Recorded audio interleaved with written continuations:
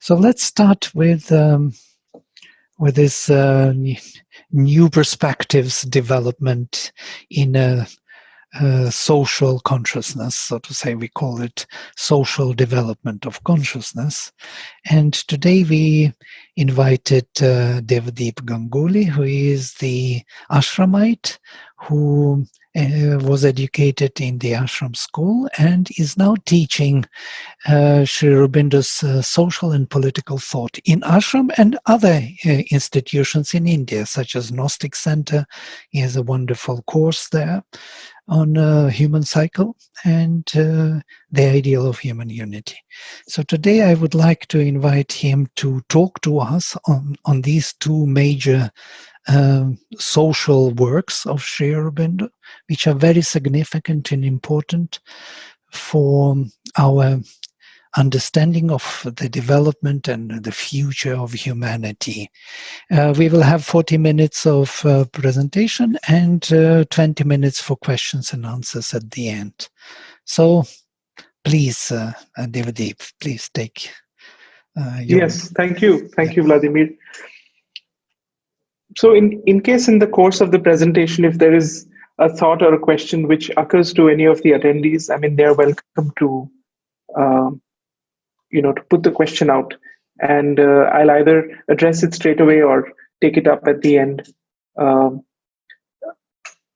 Vladimir, can the attendees post the questions? How yes, can they?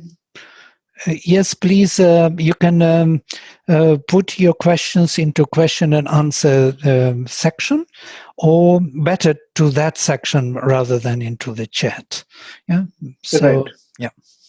Right. So I'll pick up the questions from there. All right. So good evening, good morning. Now, we commonly associate spirituality with individual self-perfection and transcendence. And one of the most important characteristics of Sri Aurobindo's approach to yoga, what we term as the integral yoga, is that it embraces all the various aspects of existence. And so life is made a part of the province, the field of practice. And so this collective, the collective aspect of human existence is often ignored in spiritual traditions because the entire focus is on individual transcendence. Though there have been attempts, of course, in the past to try and arrive at some kind of, say, spiritual communal living, there have been attempts to transform or work upon certain sections of society. But it's important to understand that a spiritual transformation of the collective as a whole is an idea which is a radical contribution of Sri Aurobindo. And so the individual on one hand and the collective on the other hand, both form an important parallel, two sides of the coin, so to say.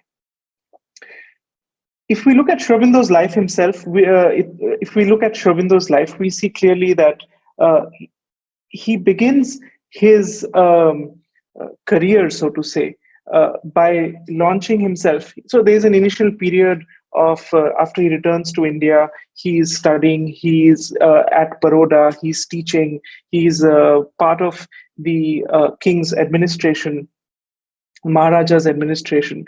And then he joins the political movement and becomes one of the most important personalities in the first decade of the 20th century.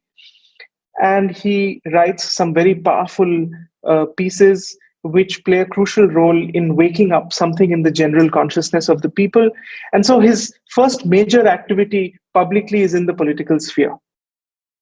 Subsequently, when he comes to Pondicherry and, so to say, retires from active life, he's still very engaged with what is happening in the world outside.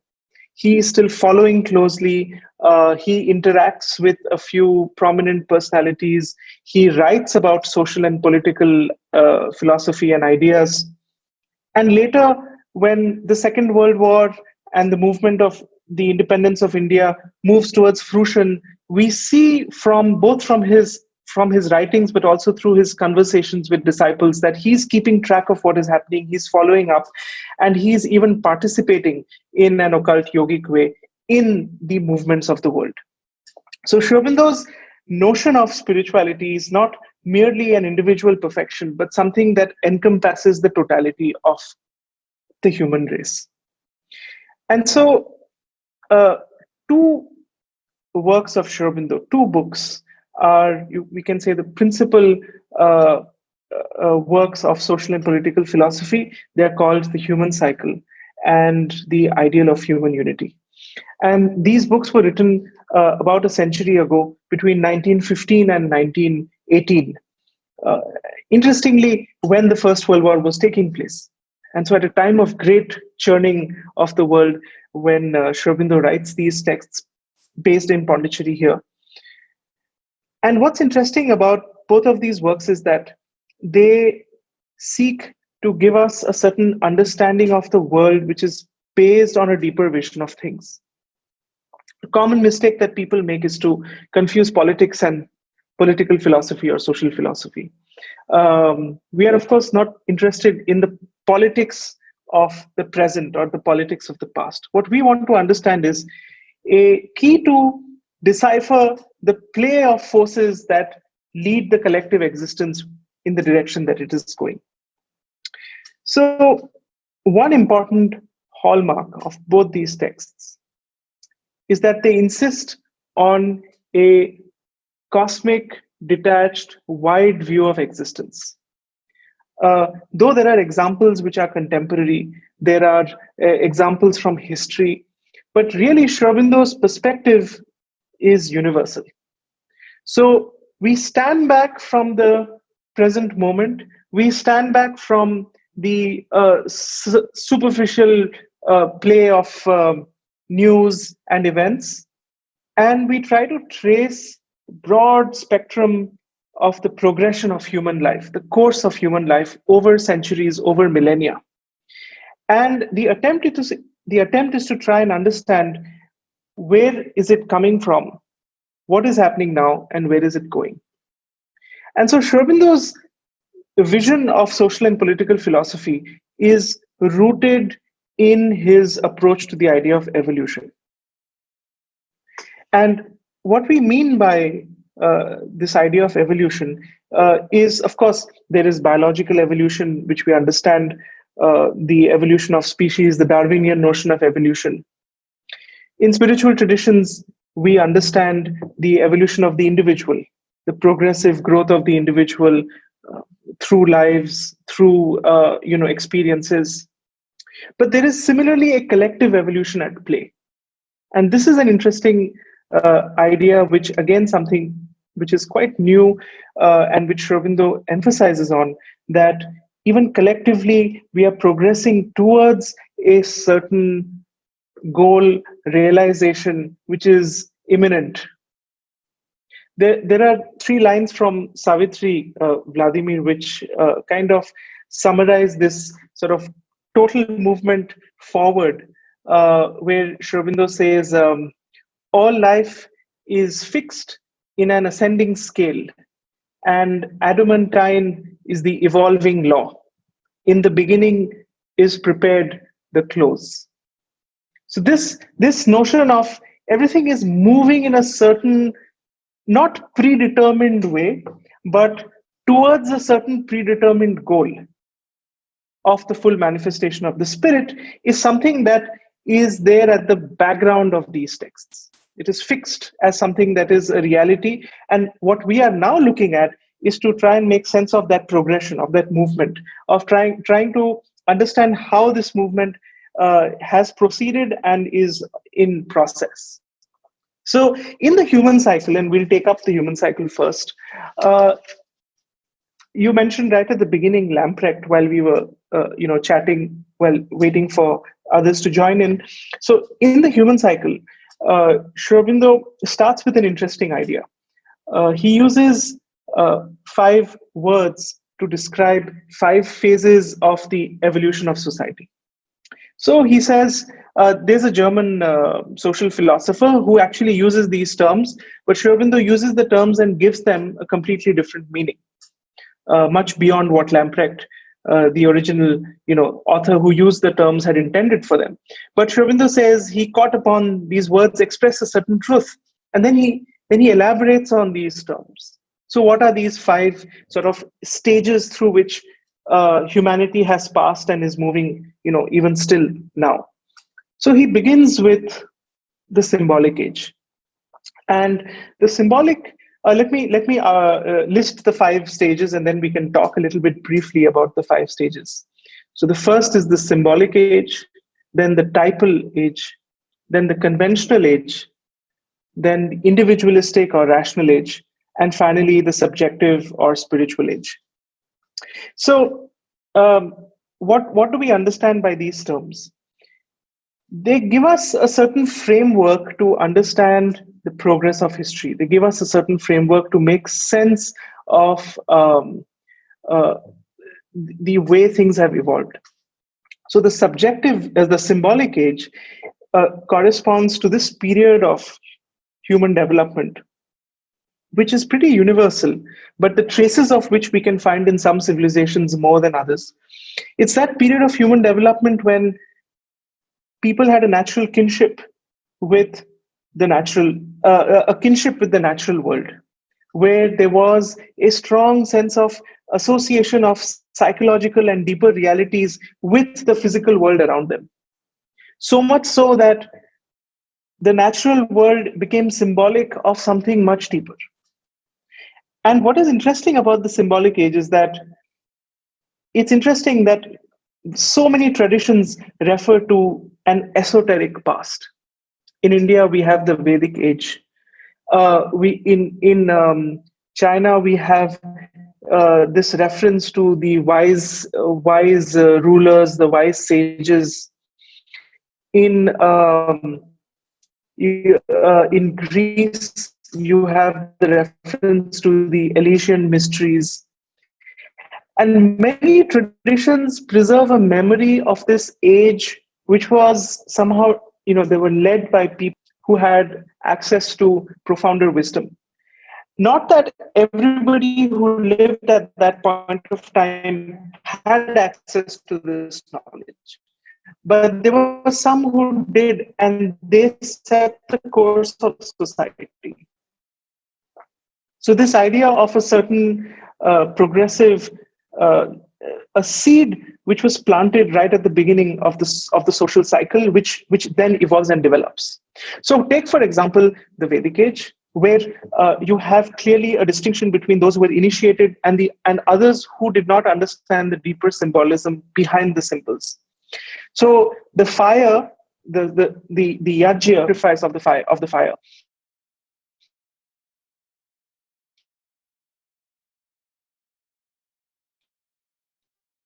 it was also a symbolic one, experienced, and then experts and something about Vedic symbolism if you haven't already to this audience. But the symbolic age across traditions refers to this period when people related to the world around them and used symbols to depict or express deeper realities. Gradually, the symbolic age begins to crystallize into the typal age. And so the typal age refers to a period where social structures start to form and more concrete habits, ideas begin to take shape.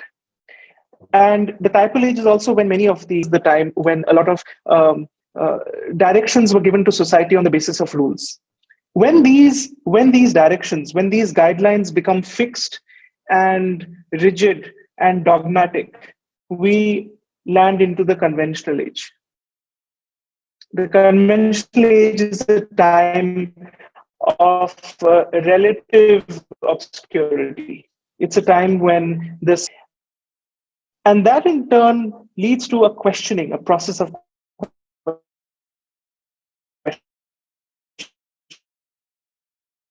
and the age of individualism begins. The individualistic age begins questioning those conventions in the hope of finding something truer, not necessarily behind the form, but looking forward. And so the individualistic age is an age of gigantic breaking down of the past, of the traditions of the past. And then finally, the subjective age, about which I will speak in a moment. Now, if you look at history and see this movement,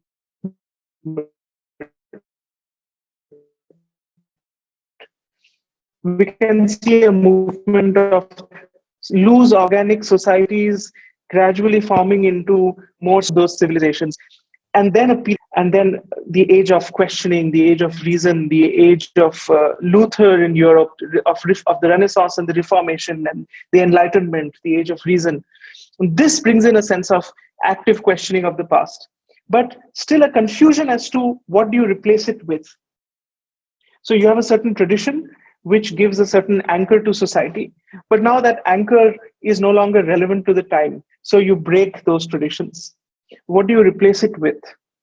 And so the last 300 or 400 years have been a process of breaking of past traditions and the establishing of a new norms of society based on reason, based on thought. The very language that we are using, the sort of syntax, the way that we express ourselves today, is so much influenced by the fact that we are born in this present time, a few centuries after the age of reason and enlightenment and so on. Because we think in a certain structured manner, which is very much a product of our time. And this would not be how people, say, 2000 years ago would approach the understanding of things. And so this is a tremendous advantage, but it's also a disadvantage because our notion of reality gets cut up into boxes. And the individualistic age leads to ordering of society, a tremendous stress on equality, on liberty, on universal rights, and so on. The difficulty comes in when it is not sure of what its goal is or what its aim is.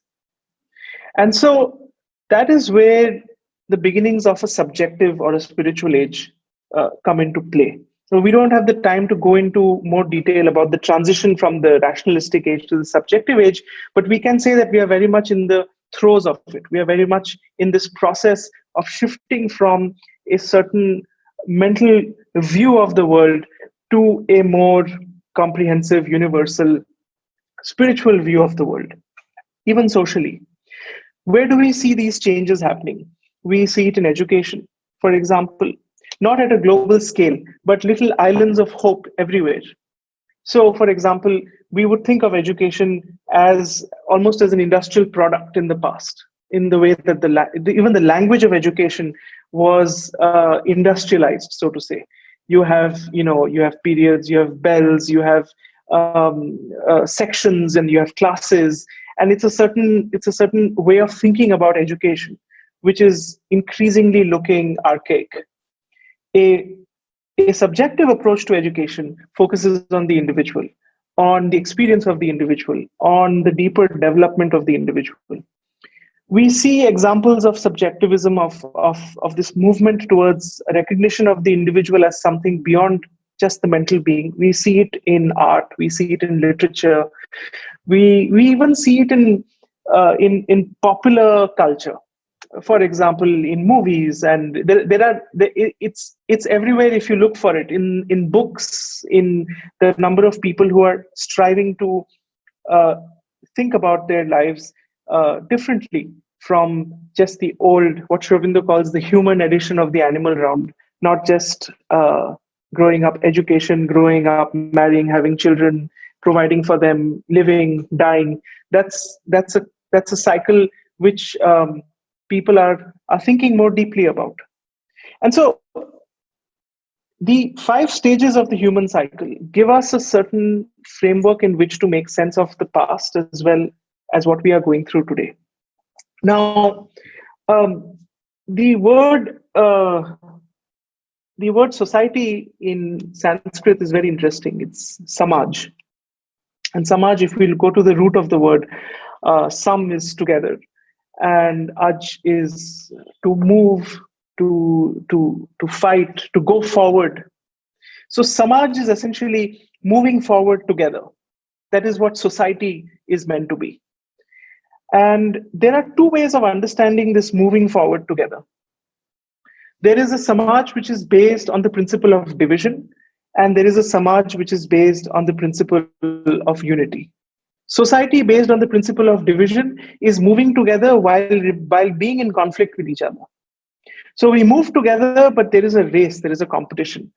There's in society there's a wanting to get to the top of dominating, of conflict. And there is a Samaj or a society based on unity. What do we understand by unity? So here I would like to transition to the next major writing of Aurobindo, which is the ideal of human unity. And the ideal of human unity takes up the question of course, as the title suggests, human unity as a whole. And so the question comes up, the largest unity that we can think about in a collective sense is humanity as a whole. And so how do we arrive at the goal of human unity is what this text takes up.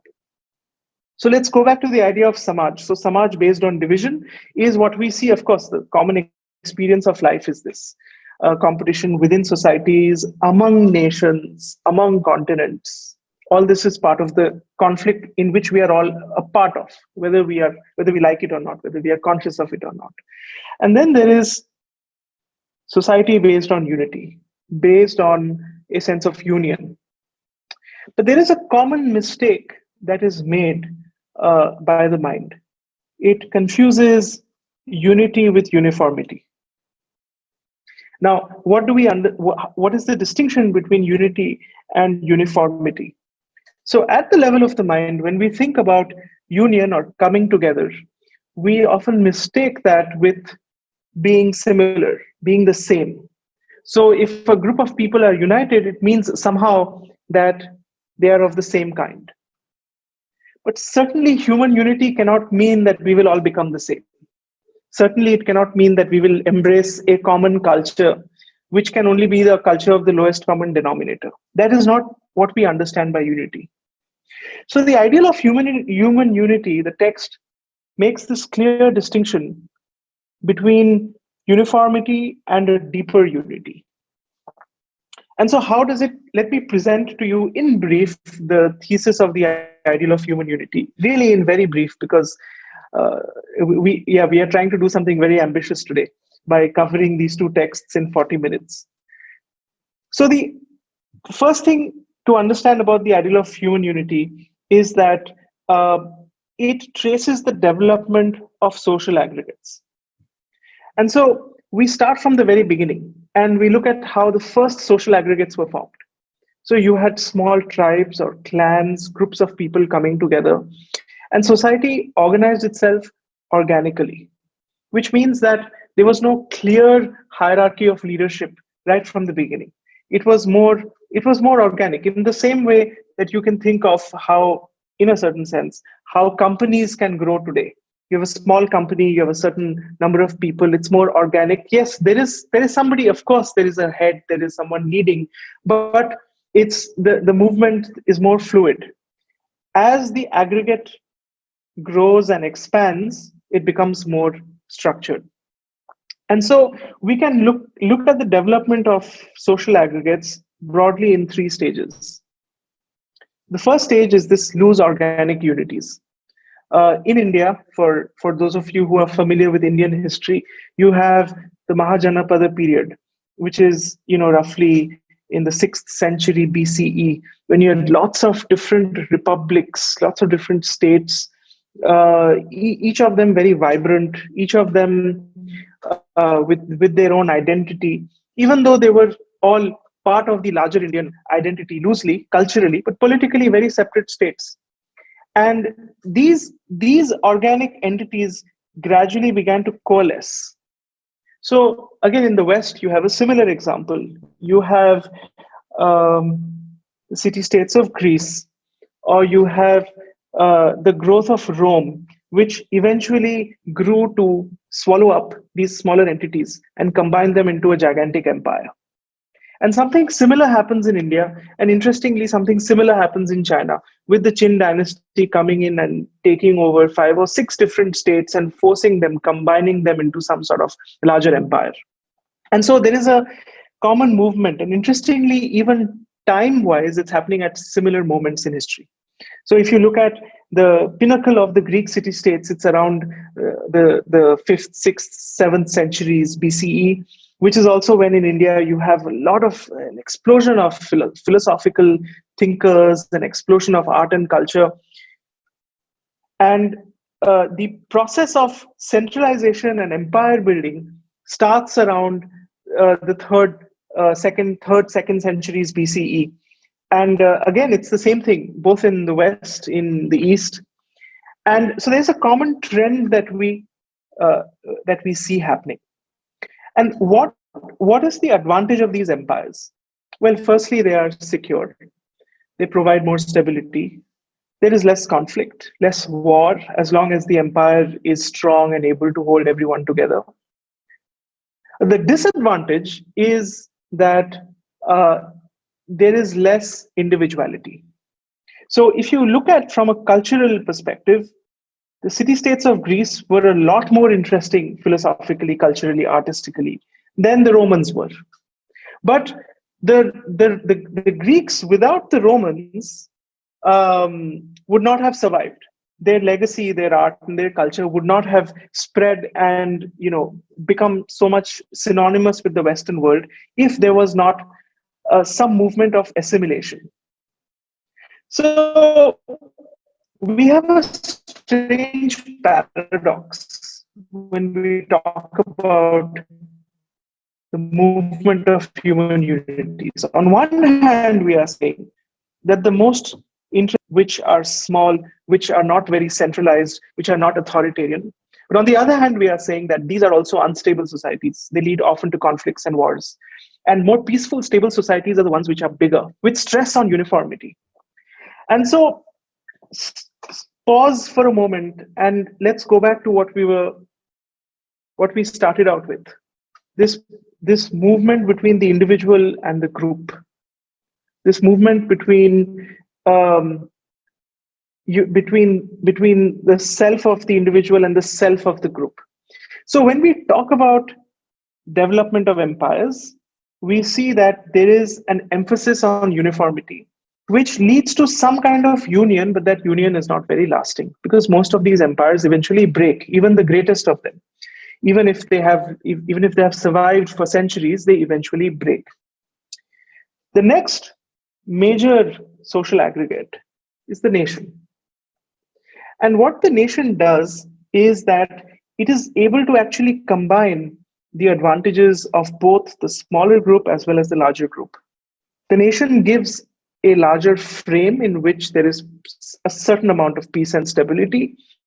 And if it is truly a nation, it also allows its members a lot of individuality, a lot of diverse expression. So now when we talk about world union, we have to move from nation states to the world as a whole. And so a common error that we make, as we discussed earlier, is thinking that if we must be united, we must somehow be the same. But that is obviously not only unlikely to happen, it's undesirable. And to understand the root problem, we must go back to the philosophical underpinnings of Aurobindo's social philosophy.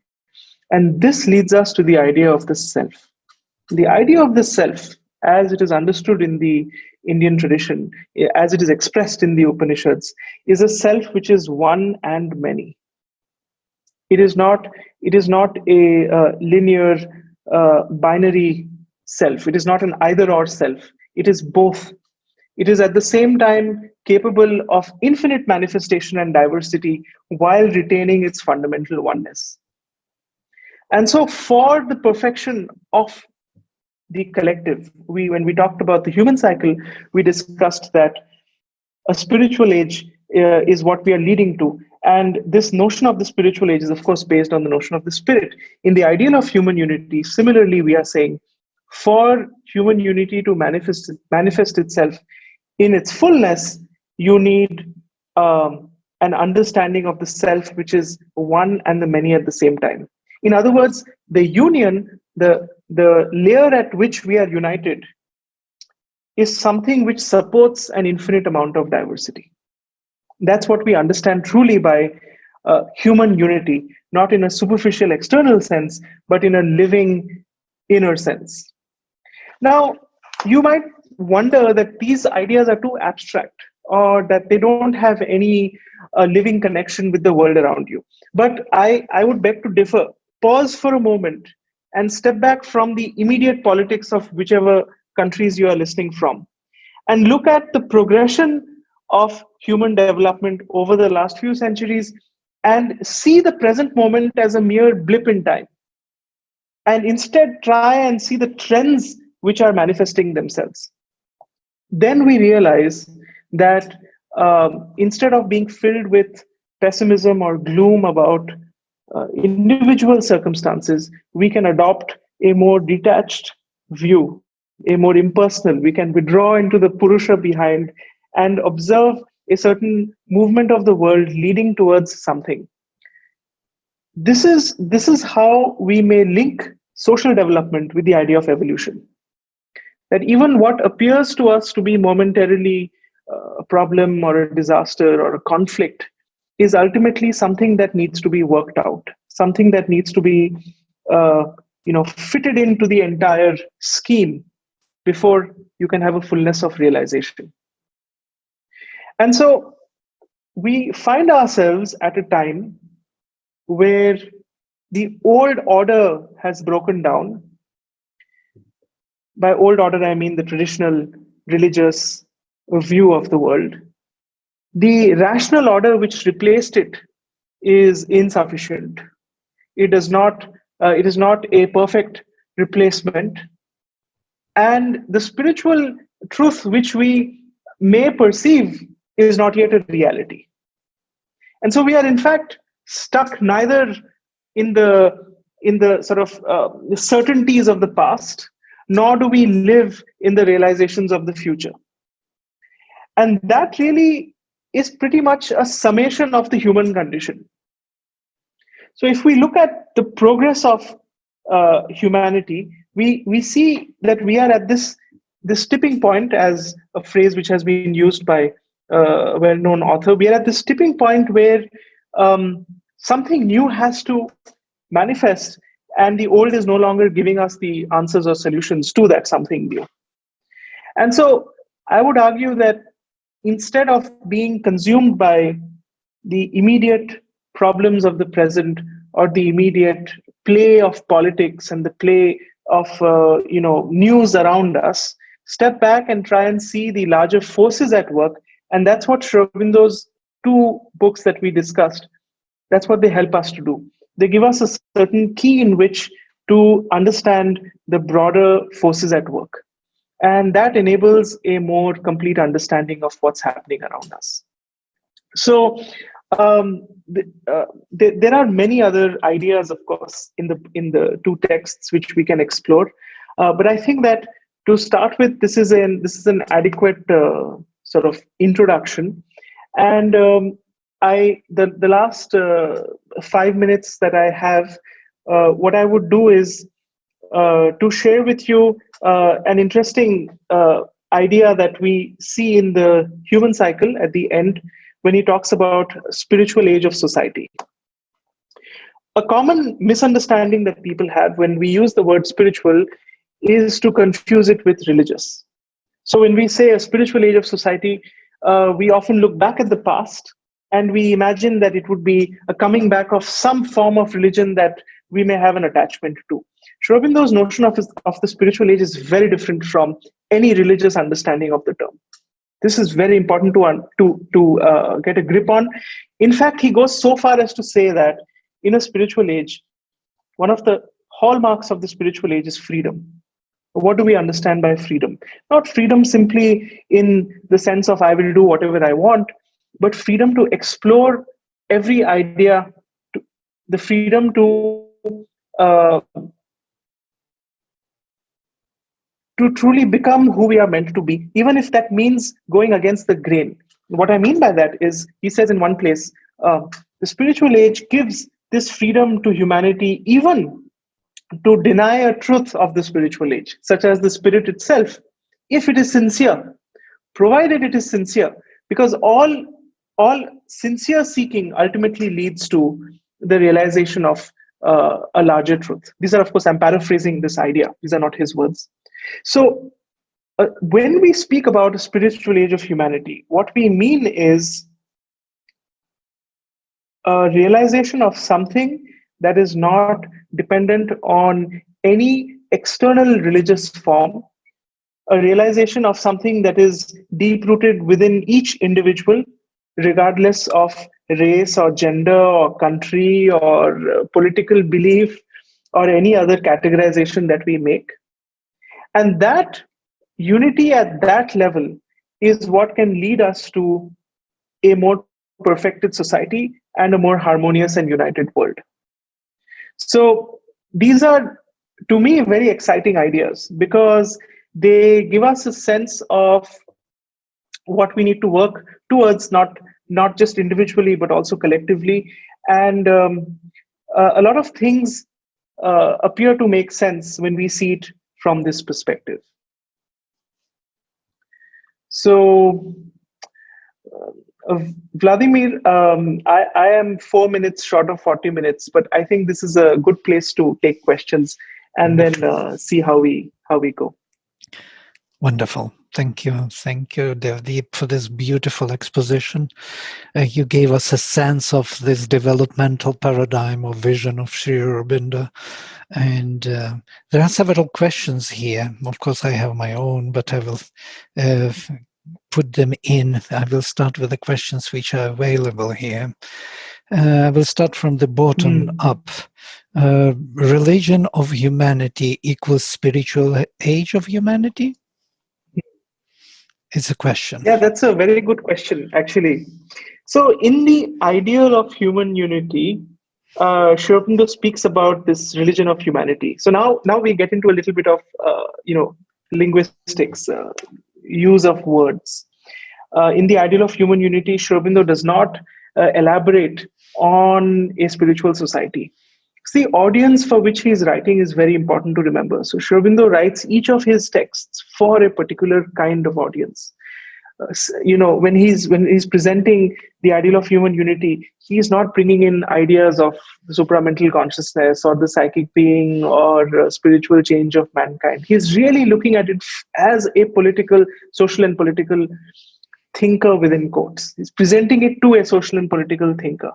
And so the term religion of humanity is used as the closest approximation to this understanding of a deeper collective spirituality. So Anandi is absolutely right. Religion of humanity is a reference, if not equal, but it's a sort of nod to this notion of a spiritual age of humanity. But he does not elaborate on this topic in the ideal of human unity. One has to go to other texts to really get the full picture. Another interesting point I would make is that even in the human cycle, where he has 4 chapters on the spiritual age of society, beautiful 4 chapters, the last 4 chapters, even there he does not present the full view of what a spiritual age of society really looks like. For that, one has to turn to the Life Divine and read the last 2 chapters of the Life Divine, because there the development of ideas is such that he can really launch himself into a full-fledged exploration, even though I have to admit it's very hard to understand, not just mentally, but really understand what it means, because it questions our boundaries of knowledge.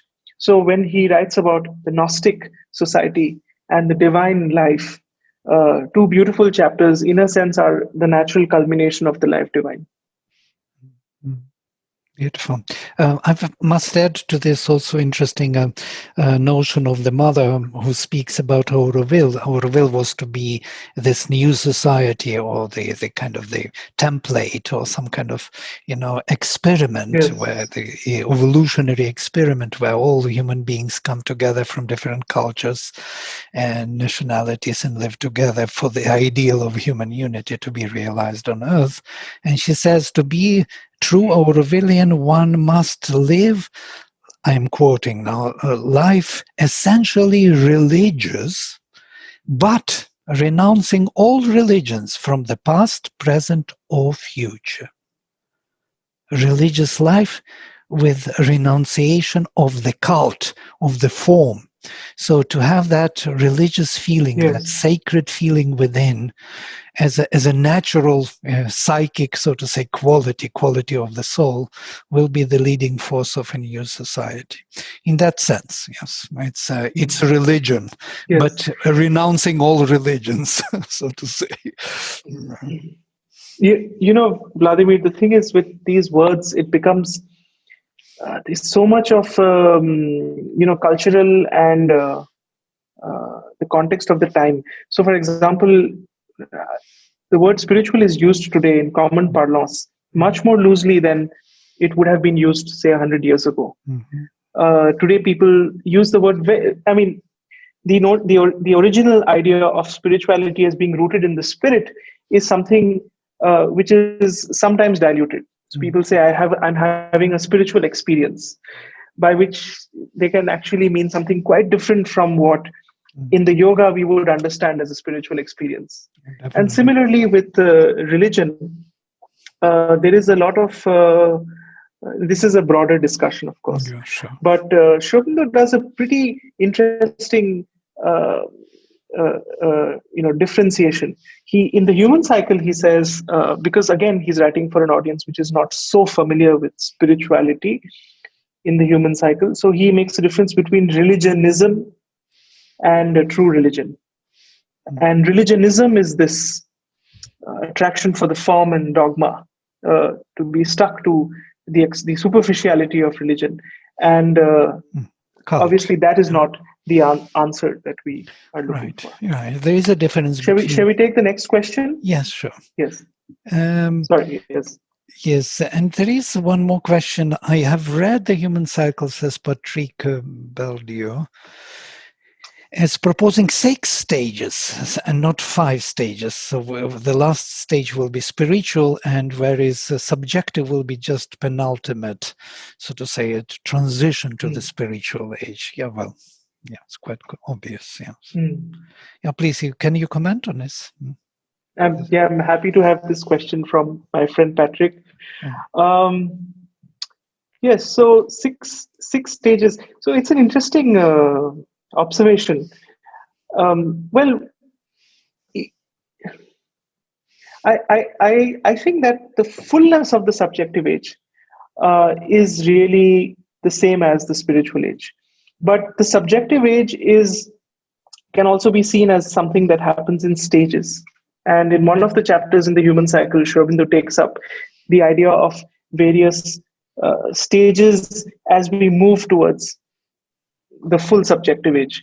What do we mean by the full subjective age? Essentially, the subjective age is an age in which people identify with the self within. That is the fullness of the subjective age. But there are many selves before we arrive at the final true self. And so the but those errors are also, steps on the way. So and sometimes it can even lead to dangerous errors. But still, um, I think that uh, the subjective age in its sort of highest or deepest sense is a spiritual age. Um, yeah, I would that's how I would see it, how I would read the text. Yeah, in this context also, if you don't mind, it is interesting to mention Gita, where where Arjuna asks Sri Krishna, now you mixed all the jatis, all the varnas, how would we know who is born in which family? So if they are mixed, so in the family of Brahmins, Shudra can be born, in the family of Shudras, Brahmin can be born. So, and the answer comes later, which is interesting in the Gita. He says, now everyone in his heart will find me the supreme. This individualism is so important to find the truth, the true connection to the universal truth within your individual soul.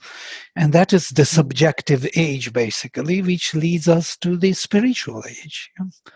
So there is a very beautiful also exposition in the Gita. There is another question here. The Western political theories have provided several notions of peace. How does Sri Aurobindo explain peace from a political and spiritual perspective? If you kindly enlighten me on this topic, thank you. This is from Avjit Biswas. Yes.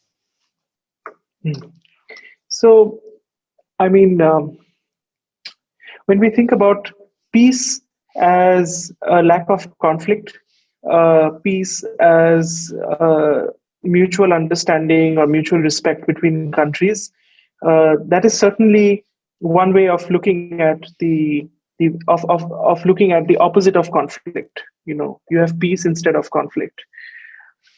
I think that from a deeper spiritual perspective, the stress would be on union rather than peace, because peace is an outcome of something. And if we focus on the outcome rather than the fundamental root cause of the problem, then we will always be struggling, because we're always trying to address the symptom rather than the underlying root problem. The root problem is this notion of division, this notion of a separation from this true self, both of the individual and of the collectivity. And so I would say that Sri Aurobindo's approach to this notion, to the idea of peace, would be, if you solve the fundamental problem, you will have peace, and much more than just peace. But if we approach the problem from the other end, well, I'm not saying it is futile. It has its place, and sometimes the external structures can play an important role in furthering this objective, but it is not the real solution. Thank you. There is one phrase from the mother: first victory, then peace. Victory is to be first. You can't bring peace without victory. That won't be a peace. It would be something else. Yes. It will be a deficient peace of some kind. There is another question I think we missed a question. Yes. Yes, Jai Prakash does. Is the present education system contributing to social transformation? Please answer with the example in context of Sri Aurobindo's social philosophy. Yeah, so it depends on what we mean by social transformation. And there are lots of social transformations happening. I mean, in a more in the ordinary parlance, like lots of different changes happening in society, lots of all kinds of gaps and inequalities being addressed. And I think a lot of progress has been made over the last few hundred years in these domains. The stress on liberty, the stress on equality, and of course, to some extent, the education system, by talking about these ideas and by emphasizing the importance of these ideas, plays a role. But if we understand social transformation in the sense of a change of human consciousness, well, then whatever is happening in spite of the system and not because of it. Or happening because of it, but in a perverse sense, in a sort of ironic sense, that you're so frustrated with it that you look for something else and you chance upon a greater truth or a greater knowledge. So it's certainly not something which is encouraging it fully. And this is of course a challenge of our age, how do we have an education which inculcates this aspiration for something deeper, without it becoming religious, without it becoming dogmatic? So this is something that I think more and more people are asking themselves, and I think a lot of people are trying to experiment. And to here in Pondicherry, this has been the heart and soul of the ashram school. How do we have an education which provides children a new way of being, a new way of looking at life, a new way of understanding themselves, freed from all the baggage of the past. Our students' prayer is, "Make of us the hero warriors." It's a prayer about the hero warriors who fight against the past, the great battle of the future against the past. So this is something that I think a lot of people are asking themselves. So I certainly don't think the present education system is actively helping towards social transformation, but I do believe a lot of people are asking themselves how they can create alternative systems. Thank you. Beautiful. And there is one more question. Thanks for beautiful talk. How will an individual participate in collective evolution? How much effect is seen around the environment through one's personal growth and development of consciousness? How individual... This is a very nice question. Yes, yes. So how will an individual participate in collective evolution? So I would say first and foremost by working on themselves. When the individual grows and progresses and evolves, the effect of it is much more powerful than we imagine in the collectivity around us. And so when we say how much effect is seen around the environment through one's personal growth, I would say it is not in a limited rational sense. It is not as if today I am peaceful, so everybody around me is peaceful. Not in that sense. But every time there is a victory within, every time there is an obstacle which has been overcome within, it creates something in the total sum of the atmosphere. It adds something to the totality of the work that has to be done. An addition or contribution to the development of the collective. And one underestimates the power of one individual. There is a line in Aurobindo's magnum opus, Savitri, even one man's surrender can save the world. This idea of an individual transformation with dramatic or radical effects on the collectivity. So the best way of participating is in doing it oneself. And there is no other way, basically, to do it. These ideas that you can change it socially somehow through some kind of, artificial devices in the social structure usually fail because they do not have the consciousness to support from the individuals. That's how we are evolving. Yes. There are more questions here. And also, Vladimir, each one does what they can. Sorry. Yeah, please go ahead. Yeah, I think there was I was just saying that each one must do what they can do at the best of themselves. So I mean,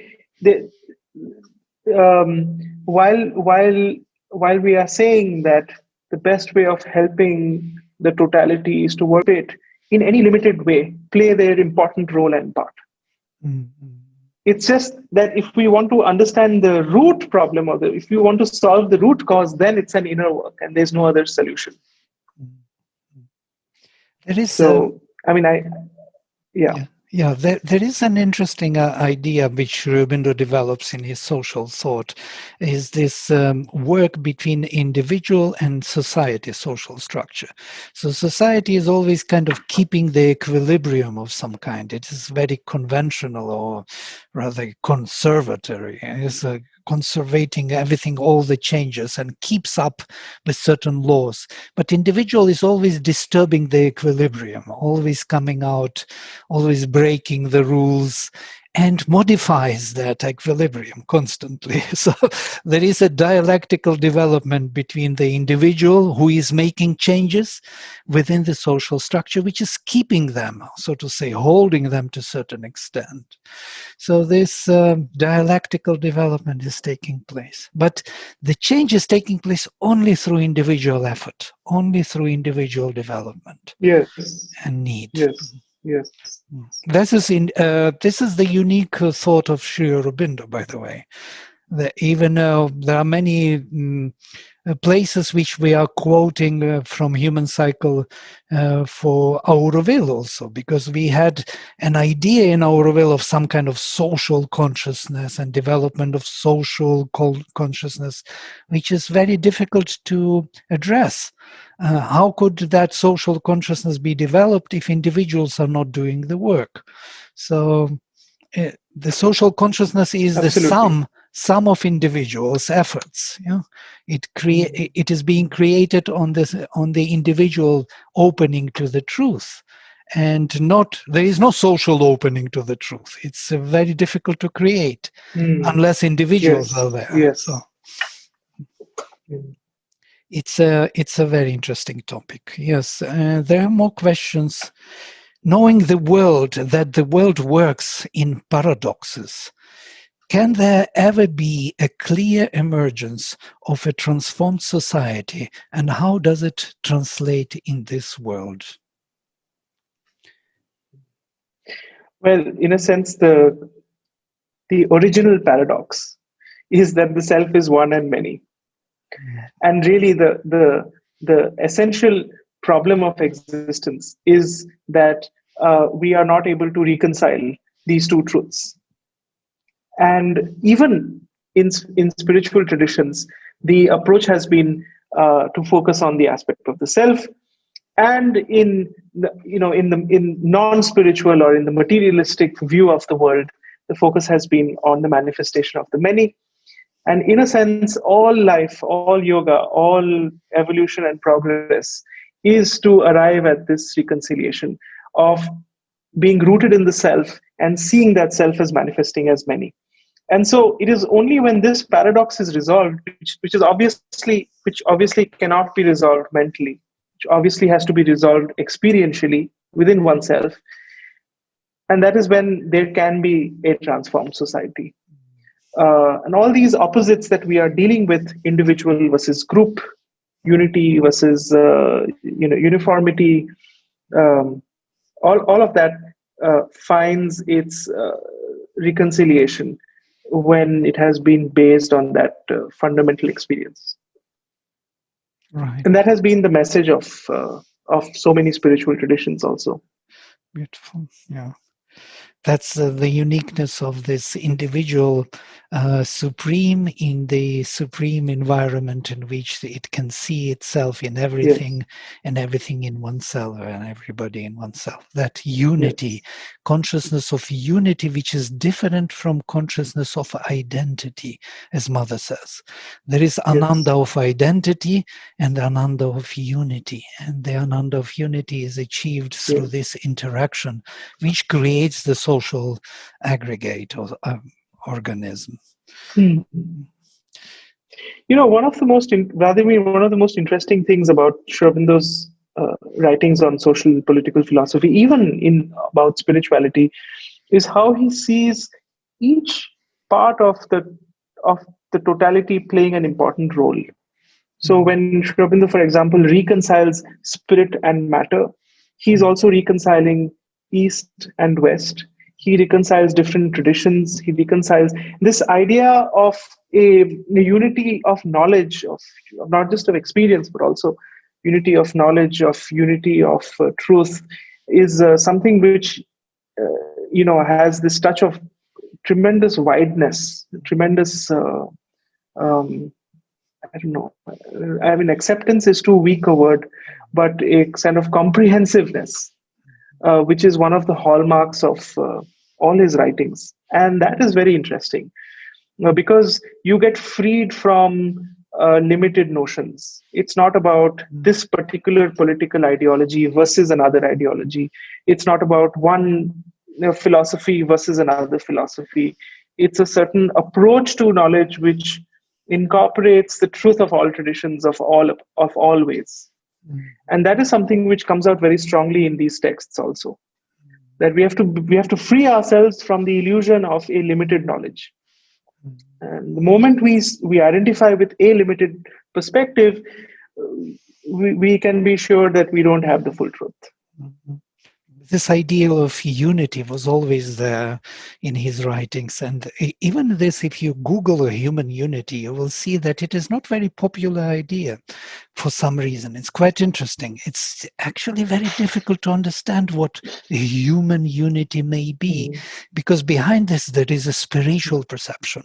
And that thing is not totally understood. And that's why human unity is not really totally wanted, or it's not yet the target of humanity. Humanity doesn't see it yet, as though the institutions are already developing in that direction and subconsciously everything is moving in that direction. Still, in our conscious part, we don't yet totally understand what is this crown, why we need this human unity. Because there is a spiritual experience behind, which will open up totally a new dimension of our consciousness. And this is really a beautiful vision of Sri Aurobindo, yes, to unite everything into oneness. And we see it in Indian tradition very beautifully in all these mantras, for example, Sarvesham Svastir Bhavatu, may there be well-being of all. Why of all? May there be fullness of all, auspiciousness, happiness of all. And I was always thinking, everybody has to be happy, fulfilled. How come? How can you offer this to the whole world, that everyone is happy? I think this is the foundation of Indian culture, which is beaming through Sri Aurobindo as the great rishi coming back to us to bring this fundamental notion of the Veda, of oneness, of unity of the whole humanity. Beautiful. Thank you very much. I think that's a very nice place to end, Vladimir. Yes, beautiful. Thank you also for your inputs, and thanks to all the people who've asked questions, friends from Orville and other places, Anandi, and all the others who have asked us something. I hope we answered all the questions. Yeah, I think so, yes. I think Anandi just posted a question: what is the truth emerging amongst the different forces at play? I think I'll refer to Vladimir's last comments. The truth is the truth of unity and of a diversity which can manifest on the basis of that unity.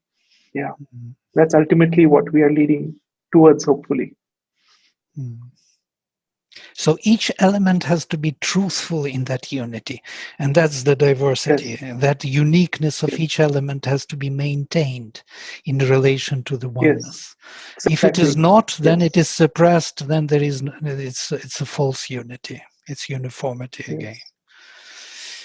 Beautiful. Thank you, Devdip, for wonderful exposition. We need it nowadays in the world very much, and we hope to meet with you again and to explore more in that direction, especially in social and political Thank you. Thank you. I enjoyed interacting with all of you, and see you. Thank you. All the best. Bye-bye.